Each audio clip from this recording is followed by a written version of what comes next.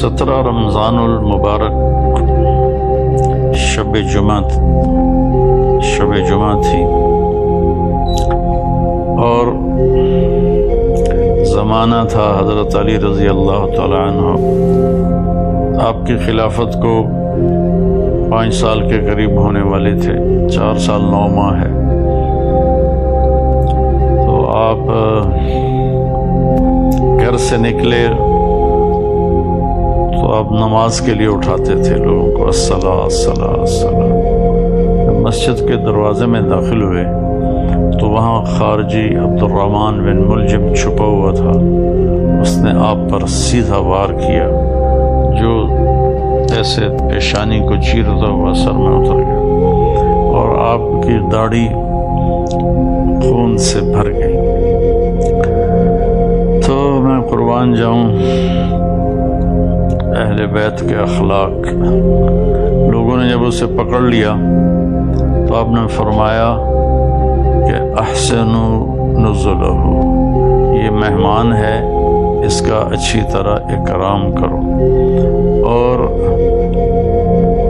اکرموا نزلہ واحسنوا مثواہ، کہ اس کا اکرام کرو، اسے اچھا کھانا کھلاؤ اور اس کو اچھا بستر دو نرم. اور میں زندہ رہا تو میں خود فیصلہ کروں گا کہ میں نے اسے چھوڑنا ہے، معاف کرنا ہے یا قتل کرنا ہے. اور اگر میں شہید ہو گیا تو میرے بعد تمہیں اجازت ہے، چاہو تو معاف کر دو تو اچھی بات ہے. ساتھ یہ بھی فرمائے چاہو تو قتل کرو. پھر قتل اس طرح نہ کرنا کہ اس کے ناک کاٹو، کان کاٹو، زبان کاٹو، ہاتھ کاٹو، پاؤں. اقتلوہ قتلتی، جیسے اس نے مجھے قتل کیا، میرے سر پہ تلوار ماری، تم بھی ایک تلوار مار کے اس کا کام تمام کر دینا. یہ اس کے بارے میں وصیت ہو رہی ہے جو جان لے گیا. حضرت زینب رضی اللہ تعالیٰ عنہ علیہ السلام، ان کو اپنے والد کے علم سے فصاحت ملی، جو فصاحت میں ان کا کوئی ثانی نہیں ہے. جتنی کو مشہور خواتین سامنے آئی ہیں یا پڑھی ہیں، حضرت زینب رضی اللہ عنہ علیہ السلام جیسا کوئی خطابت میں نہیں تھا عورتوں میں. تو وہ روتی ہوئی آئیں تو وہ امیر المومنین، ہائے امیر المومنین. تو وہ کم بخت کہنے لگا میں نے امیر المومنین کو نہیں مارا، میں نے علی کو مارا ہے. پھر وہ تسلی کے لیے اپنے باپ کو تسلی دینے لگی تو پھر وہ بولا جتنی مرضی تسلیاں دے لو یہ نہیں بچے گا. اس تلوار کو 1 مہینہ میں نے زہر میں ڈبو کے رکھا ہے، اس کا ایک ہی وار سارے جسم میں زہر کو پھیلا دیتا ہے. یہ سب کچھ سننے کے بعد حضرت علی فرماتے ہیں احسنوا نزلہ واکرموا مثواہ، کہ اس کی مہمان نوازی اچھی طرح کرو اور اس کی رہائش کے لیے اچھا انتظام کرو، اچھا بستر بچھاؤ. آپ اندازہ لگائیں کہ کہاں تک اخلاق پہنچے ہوئے ہیں. ہم اختلاف رائے کرتے ہیں تو ایک دوسرے کو گالیاں دینے لگ جاتے ہیں، اور یہاں یہ ہو رہا ہے کہ وہ قاتل ہے اور آپ اس کے لیے فرما رہے ہیں اکرام کرو، کھانا کھلاؤ، پانی پلاؤ. میں زندہ رہا تو دیکھ لوں گا کیا کرنا ہے. میں شہید ہو گیا تو میری پہلی گزارش ہے کہ اسے معاف کر دینا، اور دوسری یہ ہے کہ مارنا ہو تو پھر بس 1 وار سے اس کی گردن اڑا دینا. یہ میں نے آپ کی وفات کا، شہادت کا واقعہ پہلے سنایا. اب اس میں کچھ اختلاف ہے تاریخی، جو گلدستہ اہل بیت ہم نے اللہ کے فضل سے کوشش کر کے تیار کی. اس میں 17 رمضان جمعہ کی صبح آپ کو سر میں زخم لگا، اور 2 دن کے بعد ہفتہ اور اتوار آپ شدت زخم کتاب نہ لاتے ہوئے آپ نے اتوار کی رات کو جام شہادت نوش کیا، اور پھر پیر کے دن آپ کی تدفین ہوئی اور آپ جنازہ حضرت امام حسن رضی اللہ تعالیٰ عنہ نے پڑھایا اور آپ کو وہیں دار الامیر المومنین میں دفن کیا گیا۔ یہ تو مختصر آپ کی شہادت کا قصہ ہے۔ یہ سازش کیسے بنی؟ جنگ نہروان ہوئی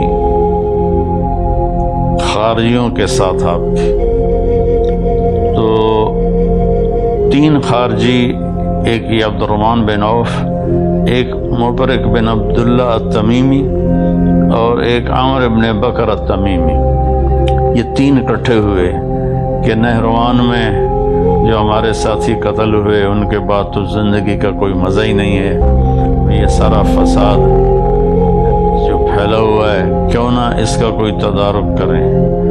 تو ایک نے ابن ملجم نے کہا میں علی کو قتل کروں گا، مبرک بن عبداللہ نے کہا میں معاویہ کو قتل کروں گا، اور عمر بن بکر نے کہا کہ میں عامر بن عاص کو قتل کروں گا، رضی اللہ تعالیٰ عنہم و رضوا عنہ۔ تو باقی 2 کی زندگی لکھی ہوئی تھی، ایک ہی رات سب نے طے کی تھی 17 رمضان کی صبح۔ تو اس دن عمر بن عاص رضی اللہ تعالیٰ عنہ بیمار تھے، نماز پڑھانے نہیں آئے، ان کی جگہ جو آئے وہ مارے گئے، اور معاویہ رضی اللہ تعالیٰ عنہ پر اس نے وار کیا، تو آپ تھوڑا سا اپنی بیداری میں تھے، دائیں بائیں دیکھتے ہوئے، تو آپ نے اس کے وار کو خطا کر دیا، لیکن کمر مبارک پر تلوار کا زخم لگا، چونکہ تلوار زہرآلود، تینوں کی تلواریں زہرآلود تھیں، تو ان کو زخم تو بہت بڑا لگا، لیکن آہستہ آہستہ اللہ تعالیٰ نے ان کو شفا دے دی اور وہ محفوظ ہوئے۔ تو اس میں عبد الرحمن بن ملجم یہ ہے، یہ جب کوفے آیا تو کوفہ میں خارجی عورت دیکھی تو اس پہ یہ عاشق ہو گیا، اس سے کہا مجھ سے شادی کرو۔ اس نے کہا میری ایک شرط ہے کہ علی کو قتل کرو۔ وہ کہنے لگا میں تو آیا ہی اس کام سے ہوں، لیکن تو پہلے مجھ سے شادی کر لے۔ تو اس نے اس سے شادی کر لی، اور اس کے بعد وہ اپنی اسکیم بناتا رہا۔ حضرت علی رضی اللہ تعالیٰ عنہ کو ان کے ساتھیوں نے کہا یا رسول اللہ کہ یا امیر المومنین، عبد الرحمن بن ملجم آیا ہوا ہے کہ اس کی نیت اچھی نہیں لگتی، تو اجازت ہو تو ہم آپ کا پہرا دیں، آپ اس کو پکڑ لیں۔ آپ نے کہا پہرا تو آسمان والا دیتا ہے، حفاظت وہ کرتا ہے، اور اگر تم اسے پکڑ لو تو میں شہادت کیسے پاؤں گا؟ وہ بہت تنگ ہو گئے تھے اپنے ساتھیوں کی بے وفائیوں سے، اور اپنے داڑھی کو یوں پکڑ کے نا کہتے ارے تو کب رنگین ہوگی۔ اس کے پیچھے ایک واقعہ ہے کہ آپ بیمار ہوئے بہت زیادہ، تو اللہ کے نبی پوچھنے آئے تو انہوں نے عرض کی یا رسول اللہ مجھے لگتا ہے میرا آخری وقت آ گیا۔ تو آپ نے فرمایا نہیں، تیرا آخری وقت نہیں ہے، تو اس وقت مرے گا جب تیرے سر کے خون سے تیری داڑھی رنگین ہو جائے گی۔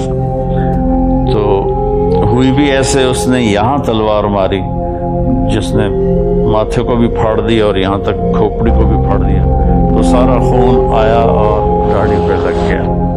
تو اتنا تنگ ہو گئے تھے زندگی کے آخری ایام میں اپنے ساتھیوں سے، بے وفا غدار بہت زیادہ ہو گئے تھے، اور تو آپ نے اپنی داڑھی مبارک کو یوں پکڑتے تھے، پھر کہتے متا تخذب، ارے تو کب تو رنگین ہوگی، تو کب رنگین ہوگی، یہ اس کو بار بار کہتے تھے۔ تو اس اللہ نے آپ کو یہ رتبہ نصیب فرمایا، اور آپ کو غسل دینے والے حضرت عبداللہ بن جعفر طیار کے بیٹے، اور حسن اور حسین دونوں بیٹوں، اور نماز جنازہ حضرت حسن نے پڑھائی، اور دارالعمارہ میں آپ کی تدفین ہوئی۔ آپ کے 2 بھائی طالب، عقیل، 3 جعفر، طالب سب سے بڑے تھے جس پر والد کا نام ابو طالب بنا، اور اس کے بعد تھے عقیل، اور اس کے بعد تھے جعفر جو موتا کی جنگ میں شہید ہوئے، اور حضرت علی رضی اللہ تعالیٰ عنہ سب سے چھوٹے تھے۔ آپ ابتدائی میں اسلام قبول فرما لیا کہ حضرت خدیجہ رضی اللہ تعالیٰ عنہ اور اللہ کا نبی نماز پڑھ رہے تھے تو آپ اندر آئے تو آپ نے کہا یہ کیا ہے میرے چچا کے بیٹے؟ تو آپ نے کہا بیٹا یہ نماز ہے اور میں اللہ کا نبی ہوں۔ آپ نے اسی وقت کلمہ پڑھ لیا۔ اس وقت آپ کی عمر بعضے کہتے ہیں 8 سال تھی، بعضے کہتے ہیں 10 سال تھی۔ 10 سال سے آگے کسی نے ذکر نہیں کیا، 10 8 8 10 اس طرح روایات کا اختلاف ہے۔ تو بھائیوں میں اختصار سے ہی تھوڑا بتانا چاہتا ہوں، ہمیں پتہ چلے کہ ہمارے جو بڑے تھے اور اللہ کی بارگاہ میں بڑے پاکیزہ پاک محبوب تھے، ان کی زندگیوں کی تھوڑی سی جھلک ہمیں مل جائے تو ہمیں بھی کچھ آخرت کا فکر پیدا ہو جائے گا۔ تو جب آپ نے ہجرت فرمائی تو آپ نے حضرت علی کو اپنے بستر پر لیٹایا کہ تم یہاں لیٹ جاؤ اور یہ امانتیں ہیں، یہ لوگوں کے حوالے کر کے پھر تم بھی مدینے آ جانا۔ تو اس رات قریش مکہ نے آپ کو قتل کرنے کی سازش تیار کی تھی۔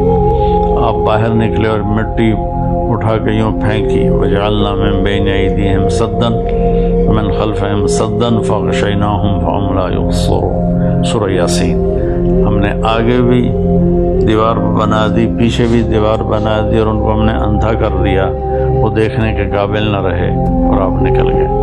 تو شیطان نے نعرہ لگایا کہ تمہارا آدمی نکل گیا، تو انہوں نے ایسے گھر میں نظر دوڑائی تو صحن میں آپ سب پہ چادر اوڑھ کے لیٹے ہوئے تھے۔ ستمبر کا مہینہ تھا، گرمی ہوتی ہے، لیکن اپنے چہرے کو چھپانے کے لیے آپ نے اپنے اوپر چادر اوڑھی ہوئی تھی۔ اور صبح جب ہوئی اور آپ اٹھے تو قریش مکہ نے آپ کو پکڑ لیا اور مارنا شروع کیا کہ کدھر ہے محمد؟ آپ نے فرمایا میں تو تمہارے سامنے یہاں لیٹا ہوں، مجھے کیا پتا کدھر ہے؟ تو انہوں نے ان کو حرم کے ایک ستون کے ساتھ باندھ دیا، پھر کچھ دیر بعد چھوڑ دیا۔ 3 دن میں آپ نے امانتیں واپس کی اور اس کے بعد آپ چھپتے چھپاتے جب مسجد قباء پہنچے، جہاں قباء کی وادی ہے، تو آپ کے پاؤں مبارک بالکل تر بتر ہو گئے تھے خون سے، کنکریاں چپ چپ، جوتا بھی نہیں تھا پاؤں، کنکریاں چپ چپ کے 7 راتوں اور 7 دن کا سفر ہے۔ تو آپ کے پاؤں کے زخم بہت تکلیف دینے لگے۔ تو جب آپ قباء پہنچے تو اللہ کے نبی نے فرمایا علی کو بلاؤ، کہا جی وہ تو چل ہی نہیں سکتے اب۔ پھر آپ خود تشریف لے گئے، ان کے پاؤں کو دیکھا تو آپ رونے لگے۔ پھر آپ نے اس سے اپنا لعاب نکالا اور یوں کر کے لگایا ایک پاؤں پر اور پھر لعاب دوسرے پاؤں پر، ایک دم سارے زخم ٹھیک ہو گئے اور آپ اللہ کے فضل سے شفا یاب ہو گئے۔ جنگ بدر میں آپ نے کیا کیا کہ جب دشمن آمنے سامنے ہوئے تو عتبہ بن ربیعہ اور شیبہ بن ربیعہ اور ولید بن عتبہ، ایک ہی گھر کے 3 آدمی، عتبہ اور شیبہ دونوں بھائی، اور ولید عتبہ کا بیٹا اور عتبہ ربیعہ کا بیٹا، یہ نکلے جنگ میں کہ آیا ہے کوئی ہمارے مقابلے میں۔ تو اللہ کے نبی نے عوف رضی اللہ تعالیٰ عنہ اور معوذ رضی اللہ تعالیٰ عنہ اور حضرت عبداللہ بن رواحہ رضی اللہ تعالیٰ عنہ، ان تینوں کو بھیجا کہ آپ جاؤ اور ان کا مقابلہ کرو۔ جب یہ تینوں آئے تو انہوں نے پوچھا کون لوگ ہو؟ کہا مدینہ والے ہیں۔ کب چلے جاؤ، ہمیں تمہاری ضرورت نہیں ہے۔ پھر کہا یا محمد اخرج الینا اکفاءنا، ہمارے قریشی ہماری طرف بھیجو، ہمارے قبیلے والے ہماری طرف بھیجو۔ اتنا ان پہ نشہ چڑھا ہوا تھا اپنی فتح کا۔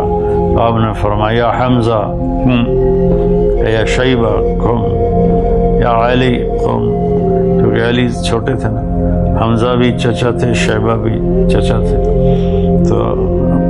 تو آپ نے کہا قوموا لدینکم۔ تو یہ تینوں حضرات پیدل چلتے ہوئے آئے تو عتبہ نے پوچھا کون ہو؟ آپ نے کہا میں حمزہ ہوں بن عبد المطلب۔ کہا تم کون ہو؟ کہ میں شیبہ بن حارث. تم کون ہو؟ کہا میں علی بن ابی طالب. کہ اب مقابلہ ٹھیک ہے. تو تینوں نے ایک دوسرے پر وار کیے. تو پہلے ہی وار میں حضرت علی نے ولید کو قتل کر دیا، حضرت حمزہ نے عتبہ کو قتل کر دیا. تو حضرت شیبہ ذرا عمر میں بڑے تھے تو ان کی ٹانگ کاٹ دی اس نے. شیبہ بن ربیعہ، شیبہ نہیں عبید، میں غلط کر رہا ہوں، عبید بن حارث. تو شیبہ تو دوسری طرف سے کافر، حمزہ، عبید، علی. ادھر عتبہ، شیبہ، یہ بن ربیعہ اور ولید بن عتبہ. تو شیبہ نے حضرت عبید کی ٹانگ کاٹ دی تو گر پڑے. تو دونوں نے اس کا بھی کام تمام کر دیا اور ان کو اٹھا کر لائے. تو آپ کے قدموں میں پڑھ کر کہنے لگے یا رسول اللہ میں شہید ہوں. آپ نے کہا بلا ون علیک شاہد، بے شک تم شہید ہو اور میں اس پہ گواہ ہوں. تو جنگ بدر میں آپ کی شجاعت سب کے سامنے ہے. پھر غزوہ احد میں جب شکست ہو گئی تو کفار نے اللہ کے نبی کے اوپر اپنا فوکس کیا حملہ. تو چند صحابہ نے آپ کو گھیرے میں لے لیا. یہ چند صحابہ تھے ابو بکر، عمر، علی، سعد بن عبادہ، عبادہ بن صامت، اسد بن زرارہ، ابو دجانہ، طلحہ بن عبید اللہ اور حارثہ بن نعمان. 10 تھے، میں نے 9 نام آپ کو بتا دیے. انہوں نے آپ کو گھیرے میں لے لیا. ہاں سعد بن ابی وقاص 10 میں تھے، سعد بن ابی وقاص. تو آپ کو گھیرے میں لے لیا اور ہر آنے والے تیر کو روک رہے تھے، نیزے کے وار سب روک رہے تھے. تو